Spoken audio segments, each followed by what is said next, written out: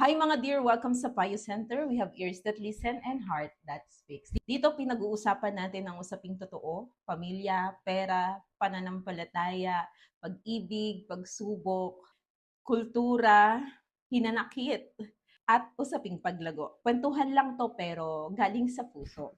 At kung gusto mo ng ganitong usaping refleksyon na nagbibigay ng lakas sa buhay at pananampalataya, samahan mo kami dito sa Payo Center sa pamamagitan ng pag-follow and pag-subscribe. Yan ay malaking tulong para mas ma-reach pa natin ang iba. Siyempre, i-share mo na din ito doon sa mga nangangailangan ng encouragement sa kanilang buhay. And thank you for that. Kaya naman, samahan mo kami sa ating Sunday Reflection na pinamagatang faith that will carry the power of bringing people to Christ. Ngayong araw, pag-uusapan natin yung hindi lang pananampalataya para sa sarili, kundi yung pananampalatayang nakakapagbuhat ng ibang tao papunta kay Jesus. Most of us, mas iniisip natin yung sarili natin, pero di ba, walang nabubuhay para sa sarili lamang, sabi nga sa kanta. Kaya napakahalaga that we care for others. Meron tayong pakialam sa iba. Una sa lahat para mailapit sa Panginoong Jesus. Kung dumadating sa pagkakataon na nahihirapan ka, yung tipong gusto mo nang sumuko, meron ding taong ganyan yung nararanasan. Kung may pagkakataon sa buhay na parang gusto mo nang sumuko, ayaw mo nang lumaban, tapos ngayon, you're still alive at napagtatagumpayan mo yung pinagdadaanan mong iyon. Mind me, marami ding nakakaranas at hindi lang ikaw ang nakakaranas niyan. You're not alone. Marami ding nakakaranas niyan. Kaya kung nakaka-move forward ka sa kabila ng mga pinagdadaanan mo ngayon, kailangan din ng iba, ng isang tulad mo, kung paano mo nagagawa yun. So, ibig sabihin, yung pinagdadaanan natin, meron yung laging purpose. At una sa lahat, mas mag-draw closer tayo sa Panginoon at magkaroon tayo ng malalim na pananampalataya at maging testimony ang mga test sa buhay natin. Our test will become a testimony so that we can carry others to Jesus. Kung may mga pagkakataon sa buhay mo na parang ayaw mo na, yung tipong gusto mo namang bumangon, gusto mo namang lumaban, pero nawawalan ka ng lakas, nawawalan ka ng gana, maaring tayo ay paralyzed. Hindi naman physical lang yung pagiging paralyzed. Minsan, spiritually paralyzed pala tayo. So, itong sinishare ko sa inyo ay reflection ko ng Sunday service namin, ng preaching. And I'm so blessed kasi napakinggan ko ito. At patuloy itong nagre-remind sa akin that I'm living for a purpose to carry others to Jesus. I am saved by His grace to carry others for Jesus. Kaya napakaganda ng preaching na ito at samahan mo akong ipagpatuloy ito. Minsan hindi tayo paralyzed sa physical, kundi paralyzed tayo spiritually. Maaring paralyzed tayo by fear, doubt, disappointment, failures, worries, and paralyzed ng sins. Maaring yun yung mga dahilan kung bakit hindi tayo makamove forward sa pananampalataya natin. Pero kaya nating umusad doon. At baka may mga kaibigan ka na maaaring ikaw ngayon yung okay, pero may mga kaibigan ka, kapwa ka mananampalataya o pamilya mo, na nangangailangan ng someone na mag-carry sa kanila para bumangon ulit. Kaya there's always a purpose. Kung may pinagdadaanan ka, bangon ka. And someday you will be a blessing to others na may pinagdadaanan din, katulad ng pinagdaanan mo na. Kung babasahin natin yung Luke chapter 5, meron dong isang paralyzed na hindi na makabangon, pero meron siyang 4 na kaibigan na ang ganda ng puso. Ito yung paralyzed na ito, hindi niya kayang lumapit kay Jesus ng sarili niyang lakas. Pero meron siyang mga kaibigan na tumangging sumuko. Ang sarap ng feeling pag ganito na meron kang kaibigan na yung sukong-suko ka na pero yung mga community or nasa paligid mo, inilalaban ka at tinutulungan kang lumaban, tinutulungan kang umasenso, tumagumpay sa buhay. Kaya yung mga kaibigan na ganito, wag natin silang iiwan. Wag natin silang babaliwalain sapagkat sila yung mga kaibigan na for keeps. Kasi may mga taong darating lang sa buhay natin na dumaan lang para may matutunan tayo. Pero may mga taong makakasama natin panghabang buhay.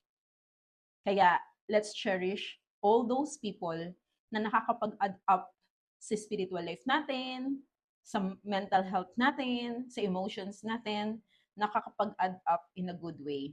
Let's cherish them and make an effort for that friendship lasts.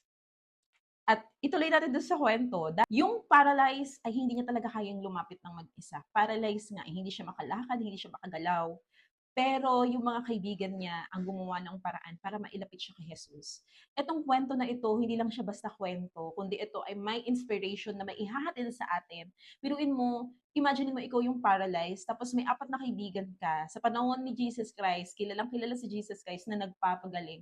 At nananampalataya sila, nagagaling ka, tapos dinadala ka nila papunta kay Jesus. Kaya yung mga taong nag invite sa'yo to pray, to read Bible, to go to church, wag mo silang baliwalain. Kasi padala sila ni Jesus, isa silang tunay na kaibigan na magdadala sa iyo sa tama.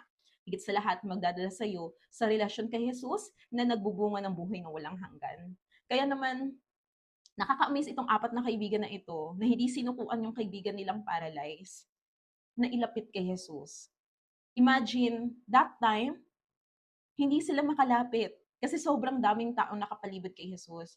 But ano ang ginawa niya? Ano ang ginawa ng apat na kaibigan na yon? Binutas yung bubong at ibinaba sa harapan ni Jesus. Wow, what a friendship, 'di ba? So, ang hirap makahanap na ng ganong kaibigan sa panahon ngayon. Lalo na maraming nagbe-betray, mga kaibigan, kaibigan ka lang 'pag may kailangan, pero 'pag may kaibigan kang naandiyaan sa high and lows ng buhay mo, pahalagahan mo sila. Dahil napakagandang may ganyang kaibigan.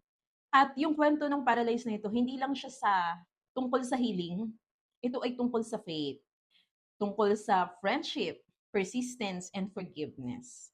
So bakit nasama yung forgiveness doon? Malalaman natin. Ipagpatuloy natin ang ating Sunday reflection. At higit sa lahat, hindi ito tungkol lang sa healing. Ito ay tungkol sa kapangyarihan ng pagdadala ng tao kay Kristo. Ano bang naidudulot nito? Bakit kailangan ko bang gawin ito na yung mga kakilala ko, kaibigan ko, kapamilya ko ay maidala ko kay Kristo? Kung ikaw ay mananampalataya, alam mo yung benefits ng pagiging mananampalataya. So why not share it to others, di ba?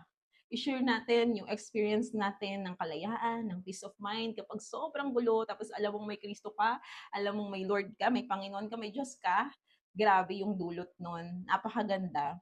Yung walang peace, nagkaka-peace. Yung walang-wala, nagkakaroon. Yung walang comfort, nagkakaroon ng comfort. Yung feeling mo alone ka, pero you're not really alone because God is with you. Iba yung benefit ng pagiging Kristiyano. Kaya napakahalaga na dalhin natin ang mga taong mahal natin kay Kristo. At habang nakikinig ka sa reflection na ito, maaring may nilalagay ang Diyos sa puso mo ngayon. Pwede mo yung i-comment yung initials niya sa comment section or pwede mo na i-comment, I'm praying for someone. Bakit ba mahalaga na meron tayong pananampalataya? At itong pananampalataya na ito ay hindi lang para sa sarili, kundi para sa iba rin. Sobrang halaga, lalo na sa panahon na stress ka, depression, anxiety, umaatake. Kailangan na kailangan natin ng pananampalataya.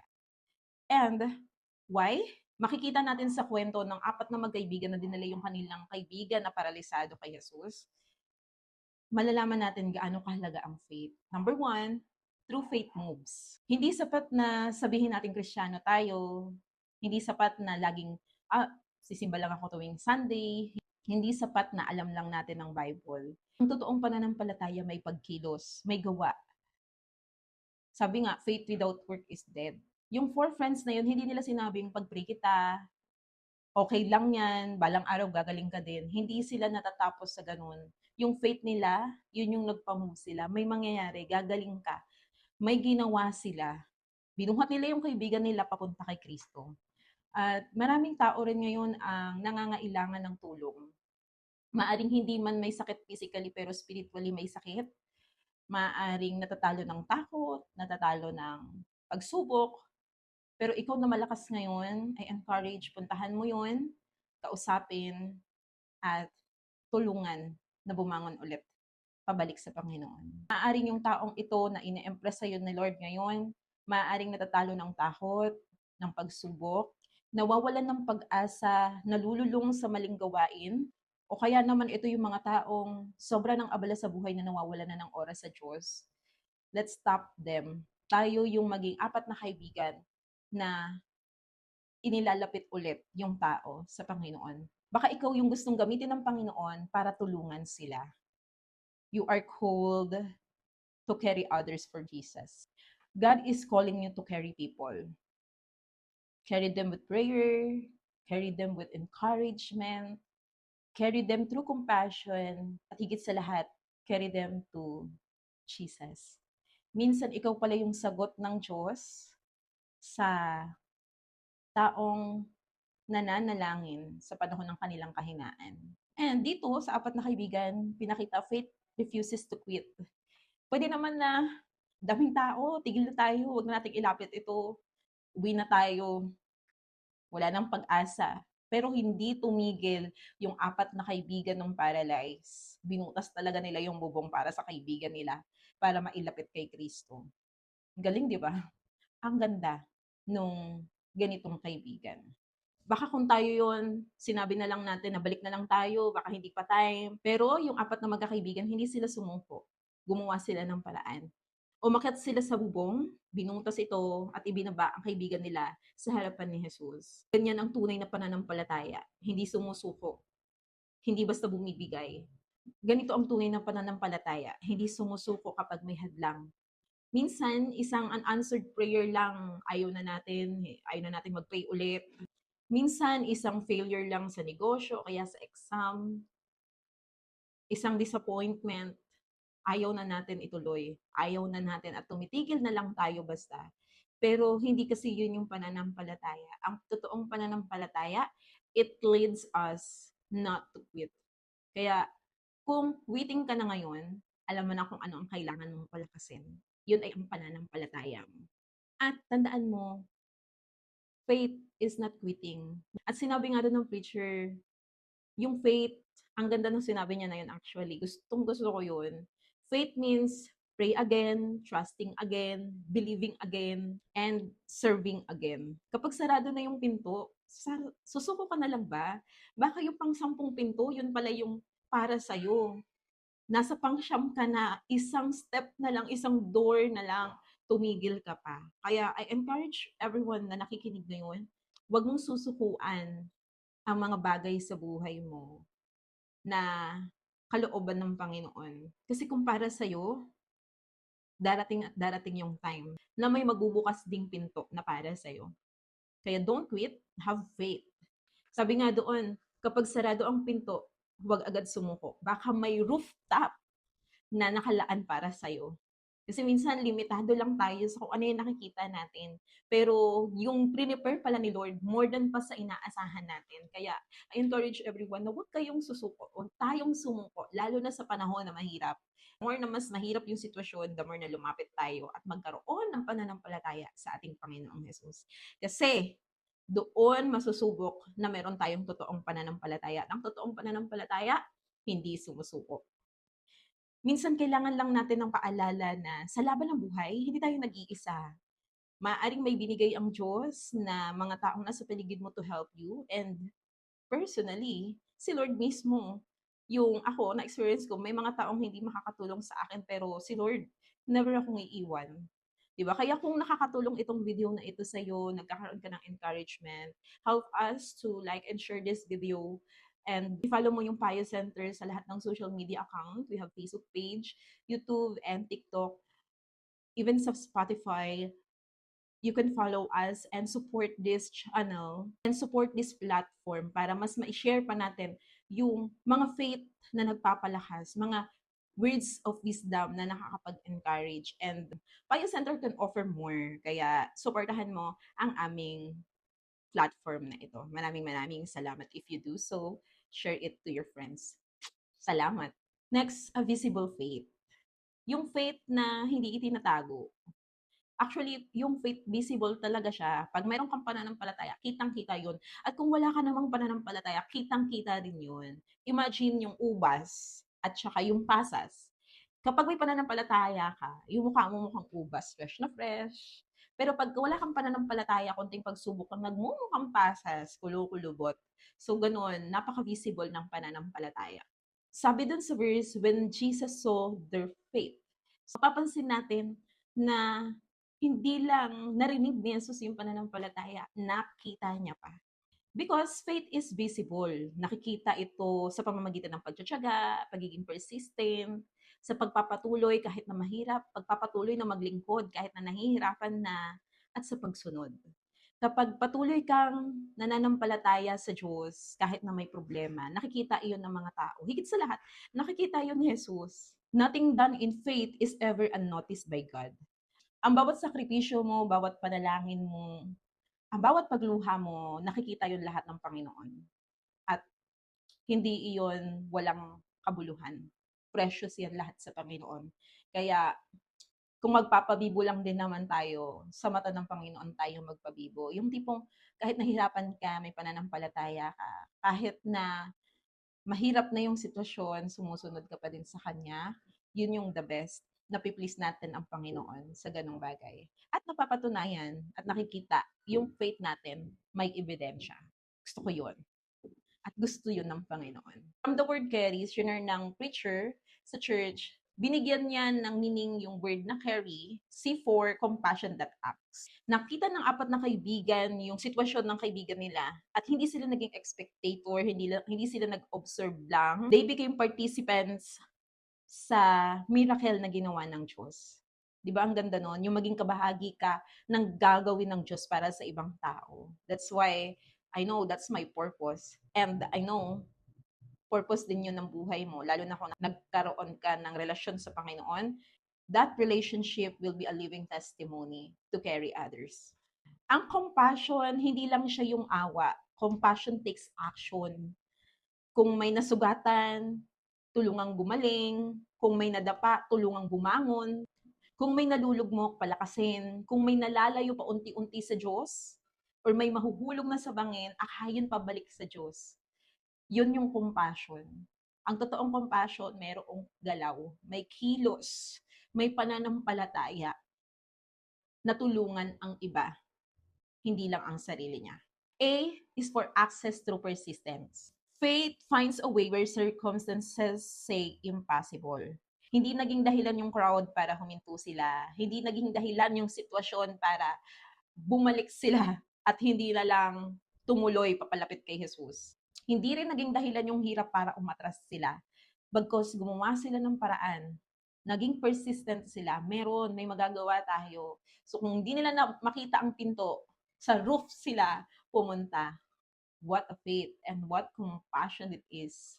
Napakaganda. So napakahalaga na yung pananampalataya natin, paigtingin natin. At yung compassion natin, paigtingin din natin. Kasi it will move us. At kapag ang puso natin naka-align sa Diyos, hindi hadlang yung obstacle. Because yung obstacle, nakikita natin yung galaw at kapangyarihan ng Diyos.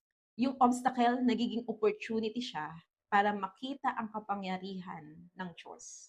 Next is radical faith. Radical faith is willing to move out of comfort zone. Having radical faith, it is being willing to step outside comfort zone.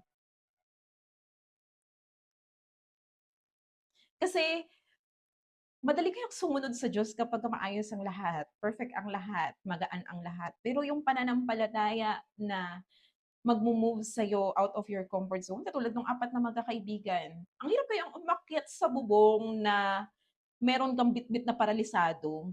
'Di ba? So, ibig sabihin sobrang ingat nilang gagawin yun kasi pwedeng mahulog yung paralyzed o sila mismo mahulog. Kaya 'di ba, apakaganda ng pananampalataya ng magkakaibigan na ito. They step outside their comfort zone to bring people to Jesus. Ako personally, it is awakening to me, for me, kasi nasa comfort zone na ako eh. Ang sarap kayang humilata na lang. Bakit ko gagawin yung mga bagay na mawawala ako sa comfort zone ko? Pero yun talaga yung faith eh. If you're going to bring people to Jesus, it is stepping outside of your comfort zone. Kaya napakahalaga na meron tayong radical faith. Ito yung faith that will move us kahit na hindi komportable. Madaling sumunod kapag maayos lahat sa buhay, pero paano kung mahirap? Paano kapag masakit? Paano kung hindi mo alam kung ano yung dahilan ng nangyayari? Susunod ka pa ba? Meron ka pa bang magkakaroon ka pa ba ng radical faith? At doon nasusubok yung faith, yung tunay na pananampalataya. At kapag meron tayong radical faith, parang sinasabi nating, Lord, kahit hindi ko nakikita yung buong picture, magtitiwala pa rin ako sa'yo. And that faith, that kind of faith, yan yung binibuild sa akin ng Panginoon this past few months. Napakagaling lang, masakit, hindi ko magets, pero binibigyan ako ng Lord ng assurance na kahit hindi ko nagigets, kahit na hindi ako sigurado kung ano yung mga kalalabasan ng nangyayari, pero may sigurado naman kasi akong Diyos. Kaya kahit na gano'n yung sitwasyon, patuloy pa rin akong nananampalataya, sumusunod at nananatili sa Panginoon. Because I have God. Kaya I encourage everyone, kilalanin mo ang Diyos. Hindi ka lugi pag kinilala mo ang Diyos.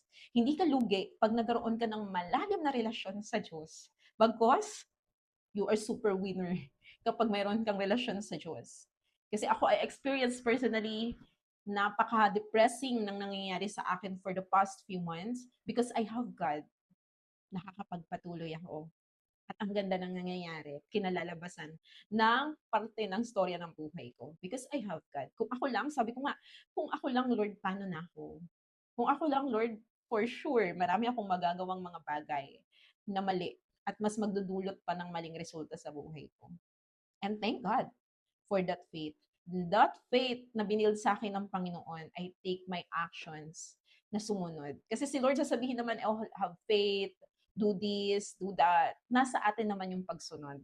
Nasa atin naman, may free will tayo. Kaya ako, I encourage every one of you na experience ko talaga, have faith and have deeper relationships sa Panginoon. Lalo na sa panahon na stress ka, depressed ka, yung sa panahon na hirap ka at naguguluhan ka, mas kailangan mo ang Diyos. And praise God, yun yung na-experience ko. Glory to God. Our for redemption comes first. Nakita na ni Jesus yung pananampalataya. Ang sabi, hindi magaling ka na, hindi eh. Gumaling ka, hindi. Pagharap ng lalaki kay Jesus, ako nang sinabi ni Jesus, your sins are forgiven. Bakit? Dahil ang pangangailangan ng tao minsan hindi naman physical healing eh, kundi spiritual healing. Sa mundong ito, mas mahalaga yung relasyon sa Diyos higit sa anumang bagay. Mapansin mo, magkaroon ka man ng lahat.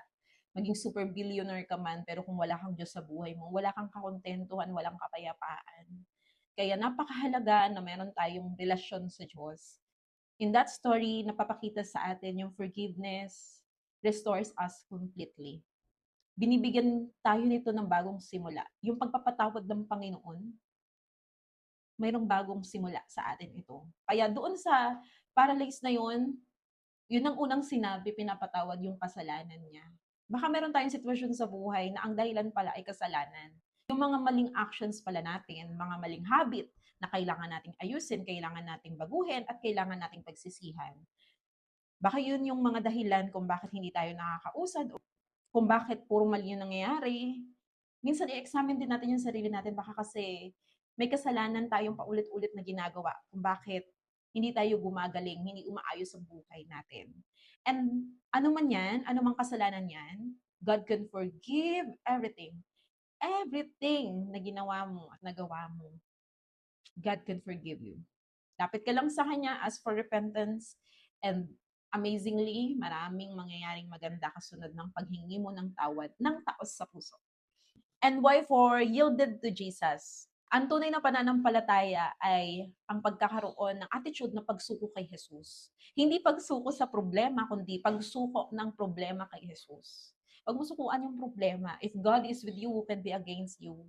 Magtatagumpay ka kung nananampalataya ka sa Panginoon. Lahat, kung super bigat man ang problema mo ngayon, you can be victorious. Isuko mo ang buhay mo, ang problema mo sa Panginoon. Nag-iintay lang siya na lumapit ka at surely tutulungan ka niya. It's time na isuko natin yung takot, mga worries in life, yung mahal natin sa buhay na lagi nating inaalala o baka nagiging problema natin. Isuko natin sila sa Panginoon. Kasi in my devotion, in my devotional, God told me through His Word na He is in control. Mapapansin natin, hindi natin makokontrol lahat. Ang kaya lang nating i-control yung magiging reaction and actions natin. Pero yung sitwasyon, yung mga bagay-bagay, hindi natin kayang kontrolin. Kaya isuko natin lahat sa Panginoon. At naniniwala ako, kung tinulungan niya ako, tutulungan ka rin niya kasi iisa lang naman ang Diyos natin. Bakit kailangan nating isuko sa Panginoon lahat-lahat? Minsan kasi pag nagiging in control tayo, gusto nating makontrol ang lahat, napo-frustrate tayo kasi we cannot control everything. 'Di ba? Kaya pag isinuko natin lahat sa Panginoon, kapag nagkaroon tayo ng malalim na tiwala sa Diyos, hindi natin kailangan siyang pangunahan. Magiging maayos ang lahat kapag pinagkatiwala natin sa Panginoon. Hindi natin kailangan pangunahan ang plano niya because always remember, God's plan is better than our plans. God's timing is better than our own timeline. God is a perfect God. He knows everything at planado niya na ang lahat. And tandaan mo, the best is yet to come. Hindi tayo nilikha ng Diyos para sa pagkatalo. Hindi tayo nilikha ng Diyos para mag-quit sa buhay. Tayo ay panalo. And God made us with His purpose. Kaya naman sa Sunday reflection na ito, sino yung naiisip mo na tao na kailangan mong tulungan na makabalik sa Panginoon, na magkaroon ng relasyon kay Jesus? Baka may kapamilya kang matagal nang nawawala sa pananampalataya, baka may kaibigan ka na pagod na pala sa buhay, baka may kakilala ka na sukong-suko na, baka may taong ngumingiti sa harapan mo pero umiiyak pala sa loob. Huwag mo silang sukuan. Ipanalangin mo sila, palakasin mo sila, huwag mo silang sukuan, at samahan mo sila. At higit sa lahat, dalhin mo sila kay Jesus. Kasi tayo, yun lang naman ang magagawa natin eh. Bring them. Pero yung mag-heal, si Lord. Yung magpapalakas, si Lord. Gagamitin lang tayo. Si Lord pa rin na makakapagbago ng buhay ng tao. We are just an instrument. Napakaganda ng tinuturo ng Sunday Reflection na 'to, yung pagkakaroon ng tunay na pananampalataya na hindi lang para sa sarili, kundi para sa ibang tao din. Isang araw kapag tayo ay humarap sa Panginoon, yung marinig yung sasabihin ng Diyos sa mga nananampalataya sa Kanya na, "Well done, my good and faithful servant." Ako personally, isa yun sa gustong-gusto kong marinig.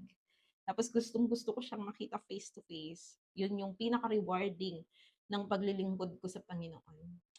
Bago matapos ang araw na ito, salamat kung nakaabot ka sa part ng video na ito. Mag-isip ka ng 3 taong kilala mo na kailangan ng Panginoong Jesus.